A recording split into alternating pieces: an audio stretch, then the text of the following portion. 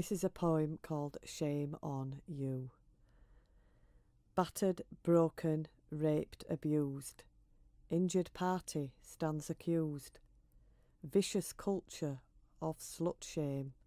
Acceptable to victim blame. She'd had a drink, her skirt was short. She liked to flirt, was just the sort. She asked for it, you'll hear them say. Boys will be boys, so that's okay.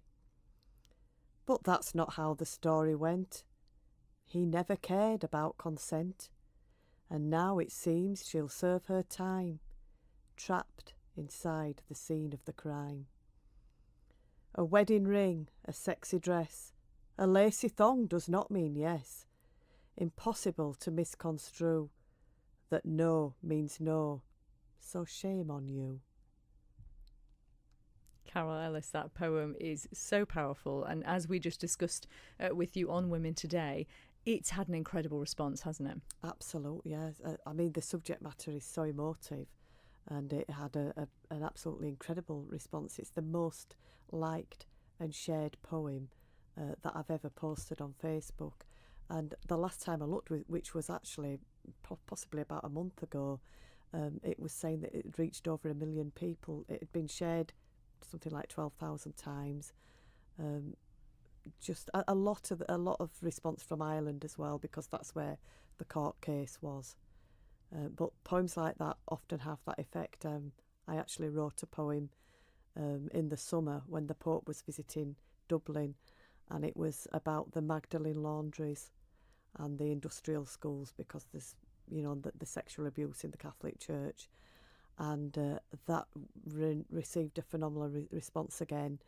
And in fact, when the Pope visited, people locally printed that poem out and were posting it through the doors on his route. And they were sticking it on the churches, not just in Ireland, but all over the world. They were sticking that poem on the church doors. That's the power of words. Does it make you nervous at all that there may be sort of a backlash that may go to a slightly sort of darker side when you have that sort of reaction? When the sort of subjects that I've chosen are really sort of really black and white. I mean, sexual abuse in the church, consent. There's very few people that would, you know, argue with, would come back and do something. There wouldn't be a backlash, really. So what sort of messages have you had from people on the back of these poems?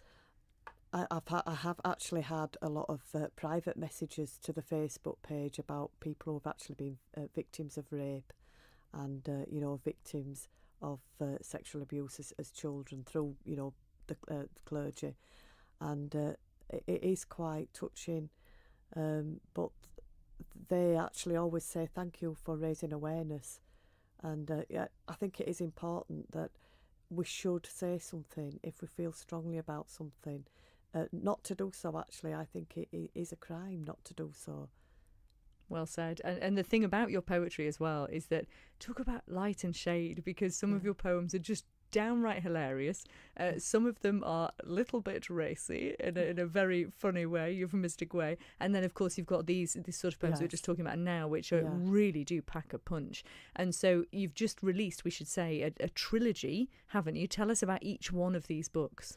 Yes, well, originally it was a friend of ours who's helped people publish books who came to visit us, and he said, oh, you should publish your poems. And I said, well, I'd like to write a book. And he said, well, you should actually write a trilogy of books, and so that one book is, this is how it's happened. I've got one book that's humorous, which I've called A Slice of Humour, and then another book is called Food for Thought, so that's more heartwarming poetry. So there's poems about kindness and that kind of thing in there. And then there's another book called Sugar and Spice, which it relates to all things female, but surprisingly, a lot of men have enjoyed that book, even though there's lots of, you know, female subject matter in there. So, you know, the menopause and mammograms and all this female-related poetry. They actually quite enjoy it. So I've been surprised at the reviews on Amazon that I've had men saying they've enjoyed that book the most. Do you know, we can relate to that because, our programme is called Women Today, and quite often we do focus on female issues, and the majority of our listenership is male. So, maybe we're teaching them a thing or two, Carol. I'd like to think so, yes. I think most of them are long-suffering husbands and partners.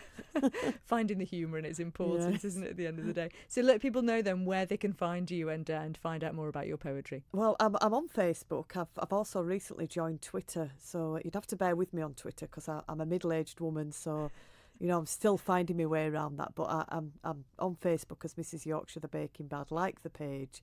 I'm constantly writing poetry. I write all the time, so I often put new poems on there. So it is worth having a look on there. I'm also on YouTube. I've videoed a few poems and they're on there. So and of course the books are available on Amazon, and if you go into any bookshop, if you're not into Amazon, they can order them in for you as well.